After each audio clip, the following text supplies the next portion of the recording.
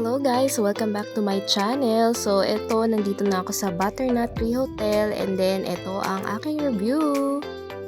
Bali, 3 PM na mahigit akong nakarating dito sa Butternut Tree Hotel and then nag-check-in na ako. Hiningi lang ang aking passport.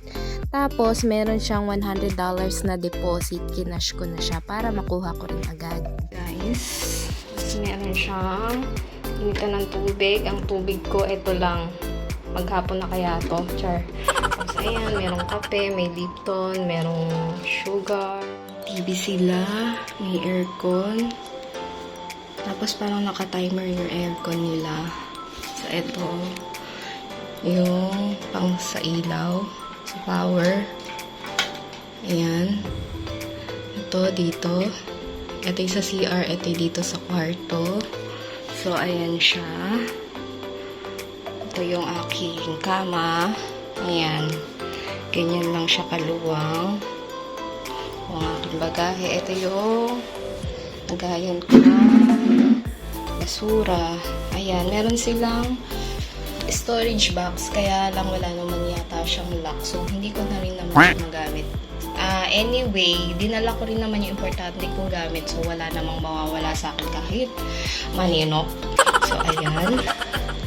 Smoking kasi ni-request ko siya. Tapos medyo maluwang. Ito naman yung CR guys. Ayan. Meron siyang exhaust. Meron siyang shower. Hot and cold. Ayan. May shower cap. Ano ba to? Vanity kit pang sanitary bag. Ano ba to? May toothbrush. Uy, may comb. Shala. Ano pala kailangan magdala ng comb? Tapos, ano ba to? Shaving cream. Oh, tapos ayan, toothbrush. Wala pala silang toothpaste. Okay, buti na lang dala ko ng toothpaste. So, ayan. Siguro ito, shampoo. Kemerut sabon. Etong lababo nila, hot and cold din. Yan. So, yung sa gawin dito, hot. Ito yung cold. So, ayan. So, kung mag-stay kayo dito sa Butternut Tree Hotel, magdala na kayo ng sabon nyo, ng shampoo nyo. Pero kung gusto nyo naman gamitin itong nanditong shampoo, para kasi amoy shampoo siya, okay na rin. Okay rin naman, magdala na lang din kayo ng sabon, ng toothpaste. Pero meron din namang binigay na kit ng toothpaste. Kaya lang maliit lang siya, parang ganun lang siya kaliit. So, kung matagal kayo sa Butternut, kasi one day lang ako dito. So, hindi ko sure, baka pang one day lang yung binigay nilang kit. Pero kung mahaba, baka naman nagre-refill or something.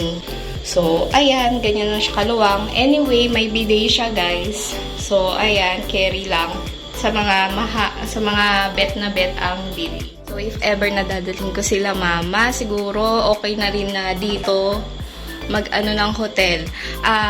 Guys, yung hotel na to, bali, last night, nung isang gabi ko siya binook before ng flight ko kasi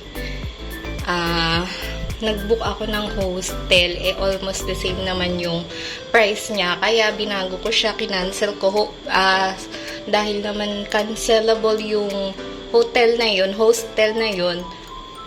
inano ko na siya, binago ko na lang din siya. So, if ever na magta-travel, magbubook kayo ng hotel or hostel, as much as possible, i-get nyo yung cancelable. So, in case na magbabago yung isip nyo, carry lang, boom boom. So, ayan. Mamaya-maya magcha-check out na ako. Punta naman ako dun sa may isang binuko ko na hostel sa may Space Pad Lavender. Ito pala guys, yung pinakadaan niya or hallway ba. Ewan ko, bahala kayo kung anong tawag niyo dyan. So, ayan. Bali, naghahagdan lang ako. Baba lang naman kaya carry lang para ka na lang din exercise. May ibang part pa dito na nire-renovate, pero ang alam ko meron silang ginamit na elevator. Hindi ko lang alam kung pwede siya sa mga customer nila. So, ayan, tingnan nyo, merong mga nire-renovate na part yan. Yan. Pagdating ko dito, may nagbuhat naman ng baggage ko, so hindi ako nahirapan. Yun lang. See you guys!